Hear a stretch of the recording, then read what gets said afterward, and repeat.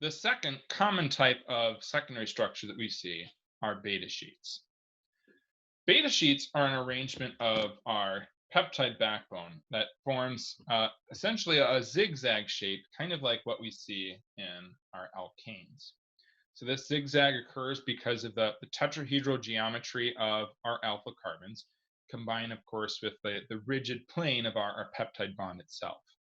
So if you look at our structure down here, you have kind of these different planes set at different angles of our peptide bonds. Notice, of course, our peptide bond here with the nitrogen in blue and the carbonyl with the oxygen in red.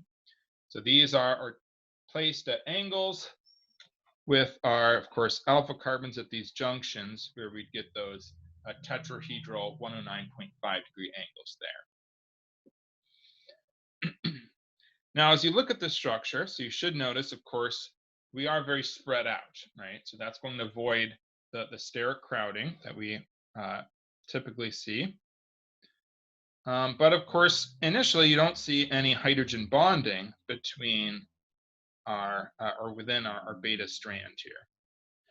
So in order to form hydrogen bonds with our beta strand, what we're going to do is we're going to place multiple beta strands together in order to form a beta sheet. So multiple beta strands combined together will form our sheets. And we're going to use hydrogen bonding, again, between our amides and our carbonyls in order to stabilize this beta sheet structure. So again, just like with our alpha helix, we're forming new hydrogen bonds between our peptide bonds, as we're also arranging our phi and psi angles to eliminate steric crowding.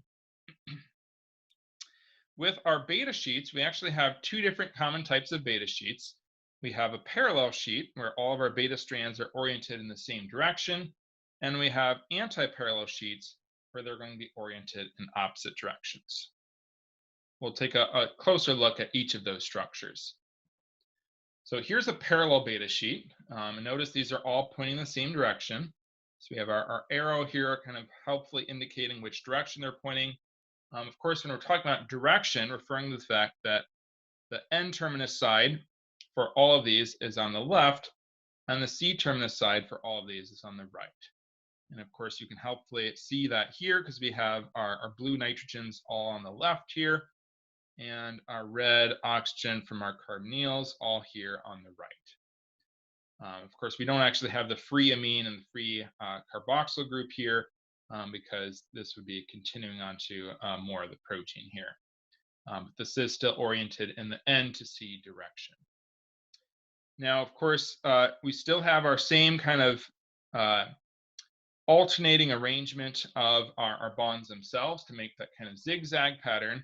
But now that we have our bonds lying next to each other, we can form hydrogen bonds between our carbonyls and our amide nitrogen here.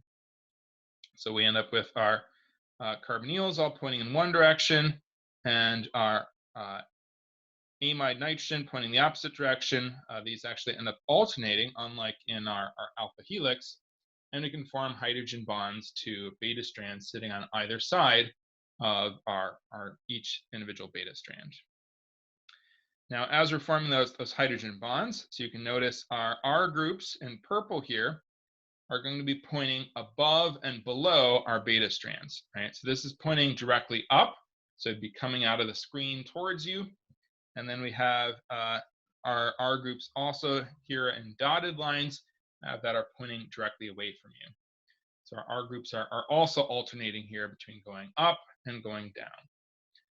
So again, just like with our alpha helix, they're kind of pointing away from the secondary structure itself so that they're not interfering with the structure and causing any extra crowding. So again, just like the alpha helix, the beta sheet can form with pretty much any amino acids, but as we'll see later, there are some preferences where some amino acids will prefer to be in beta sheets and others will prefer not to be in beta sheets. Now, one of the things to notice here is that with our hydrogen bonds, they're forming at kind of an angle, right? So we have our oxygen coming out straight, and then a hydrogen bond kind of bends over, and our nitrogen and hydrogen are lined up here. So remember from our earlier lectures that a bent hydrogen bond is weaker than a straight hydrogen bond. So we are forming hydrogen bonds between our beta strands, but they're weaker hydrogen bonds. So the parallel beta sheet isn't necessarily the ideal structure from that perspective, right? It's not forming the strongest hydrogen bonds that it could. Now, our anti-parallel beta sheet is going to be quite similar, right? We still have our beta strands with their zigzag shape, but now we have our beta strands lying next to each other with our N-terminus on one side and then on the opposite side for the other strand, right? So our strand is going out in one direction, and then it's basically twisting back and hydrogen bonding with itself. So we still have our carbonyls and our nitrogens sticking out. They're alternating which direction they point and hydrogen bonding with beta strands on either side. Just as before, we still have our R groups pointing up and down. So these are still pointing away from our beta strand, so that we don't have any interference there. And other than that, it's essentially the same as our parallel beta sheet, right? It's still just all those hydrogen bondings between horizontally between our various beta strands. But notice here for our anti-parallel beta sheet, our hydrogen bonds are all perfectly lined up between our carbonyl and that nitrogen on the other side. Remember that linear hydrogen bonds are stronger, so our anti-parallel beta sheet is actually a little bit stronger than our parallel beta sheet. If we go back to our Ramachandran plot, so you can see that both our anti-parallel and our parallel beta sheets both sit in kind of the same region of our Ramachandran plot. We have a relatively high sick angle over here, or our psi angle, and relatively low in the negative range for our phi angle here. And again, of course, that indicates our relatively extended shape there for those beta strands, right? We're pretty much spaced out almost as much as we can be for these two beta sheets. Now, even though they do have different arrangements for the parallel versus the anti-parallel beta sheets, they're both pretty similar in terms of that extended shape. So their angles are quite close here. Notice, of course, they are quite different from our alpha helix. Our alpha helix has much tighter angles for both the psi and the phi angle, which of course is because we have that much tighter shape of our helix kind of wound around itself. So here you can see a comparison of both our beta sheet and our alpha helix as they're commonly represented. So we usually use these kind of ribbons to represent both our alpha helix and our beta sheets. Beta sheets are normally shown as arrows for representing individual beta strands, so we can see the N to C direction. This, of course, would be anti-parallel because the arrow now is turning and going back in the opposite direction from the N to the C terminus. Here's our typical alpha helix. So we don't normally have the arrows on here because they aren't as directionally dependent with the parallel and the anti-parallel, but we have, of course, that ribbon wound around in that typical helical pattern. Now, one of the things that you should notice here with our beta sheets is that we often need tight turns in order to get from one beta strand to the next beta strand to form our overall sheet. So we actually have an extra secondary structure here of beta turns that we need in order to get our strand turnaround to go in the opposite direction, especially for our anti-parallel beta sheets, like the one shown. So we've got a beta turn here, and we also have a beta turn here to allow our strands to continue in this anti-parallel formation. So this is a 180-degree turn, right? We're going in one direction, then turning, going the opposite direction. And this is normally accomplished over 4 amino acids. So there are 2 common types of beta turns, named rather creatively type 1 and type 2 beta turns. Again, both of them involve just 4 amino acids, right? So we're starting at the N terminus over here, going to the C terminus, and you can see from our first to our 4th amino acid, we've switched and gone 180 in the opposite direction.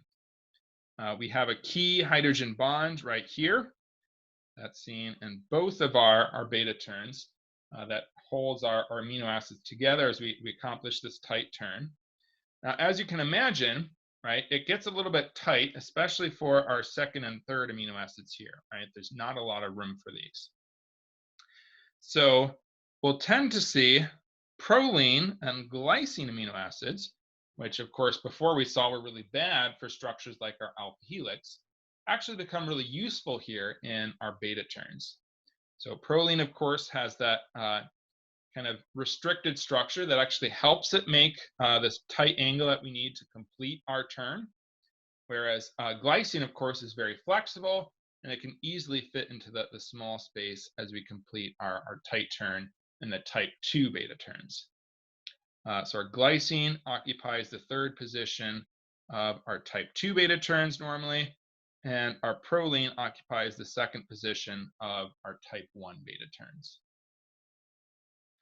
Now, one of the things you might notice here with our type 1 beta turn is that not only do we have a proline, but we have a proline specifically in this cis conformation. So the peptide bond of our amino acid actually has two different common configurations, right? So like all double bonds, we can have a trans conformation where our two bonds on either side are pointing in opposite directions, or a cis conformation where they're both pointing in the same direction. So notice, of course, our red bonds over here around that peptide bond. So the peptide bond, of course, as we've said, is a partial double bond.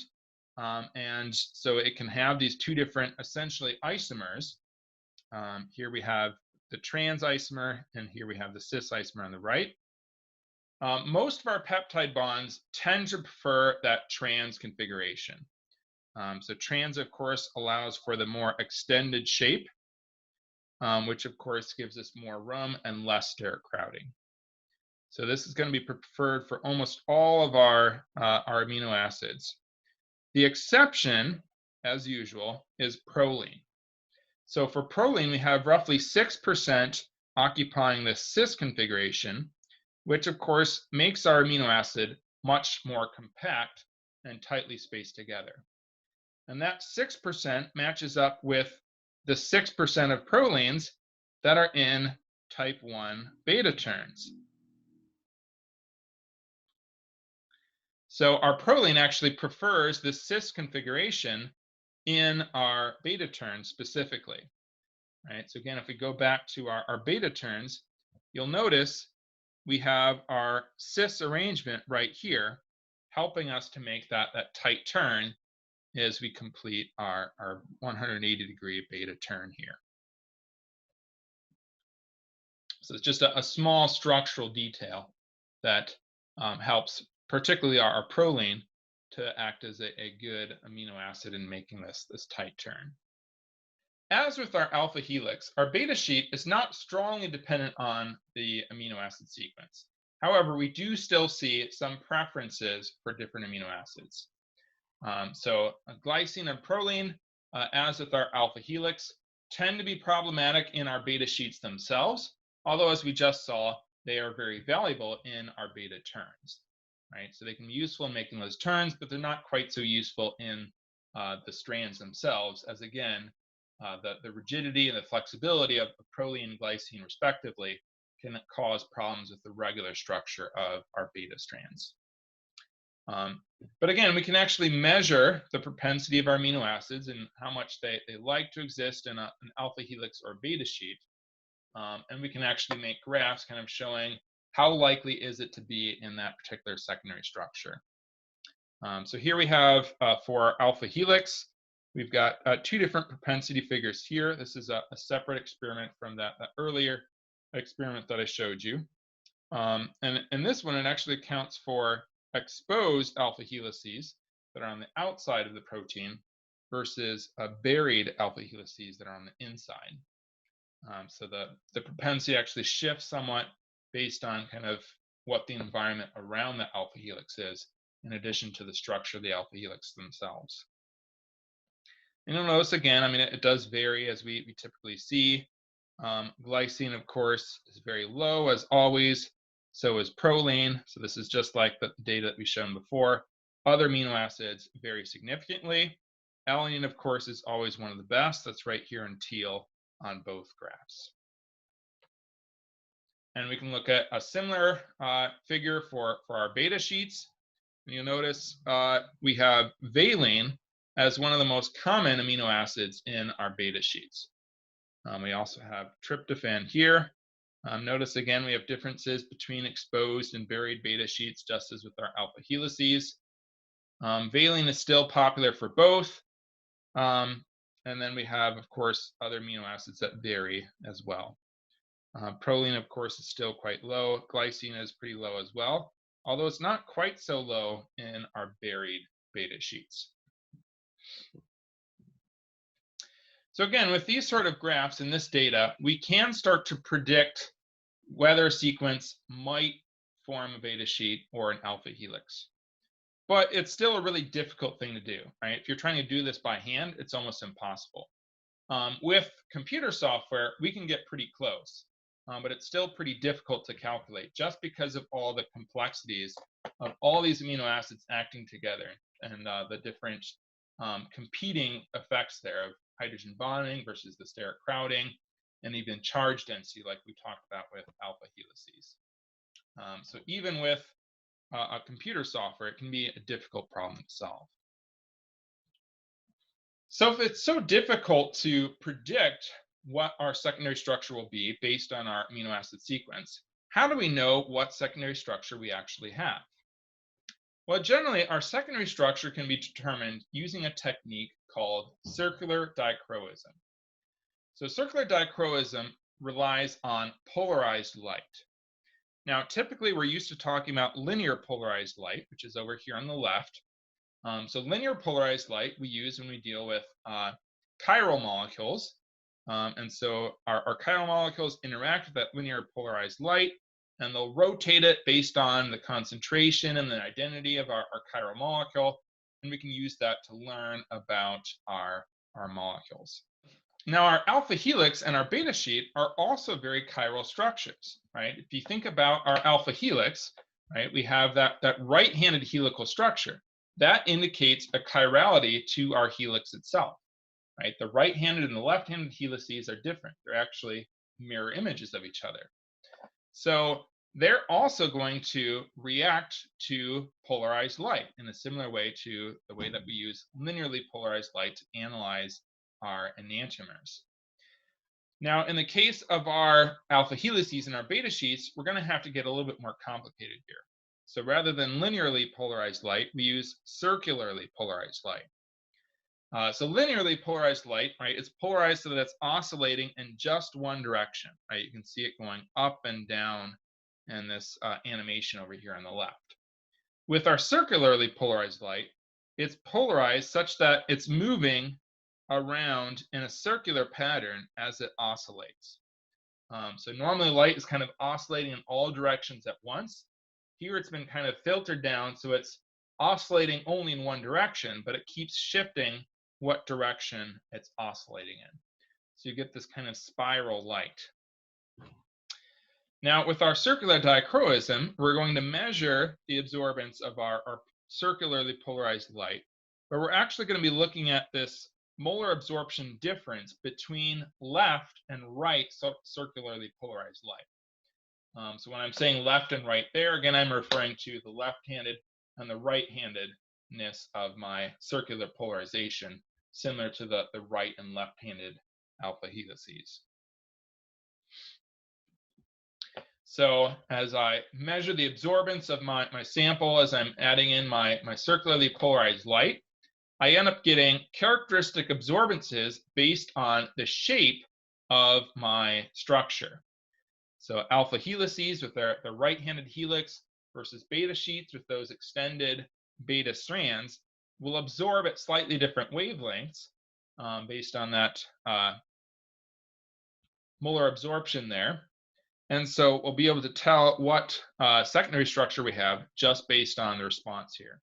So notice for our alpha helix, we get this typical pattern here with this peak over here at 190, around 190 nanometers. We have these two troughs or valleys here around 210 and 220.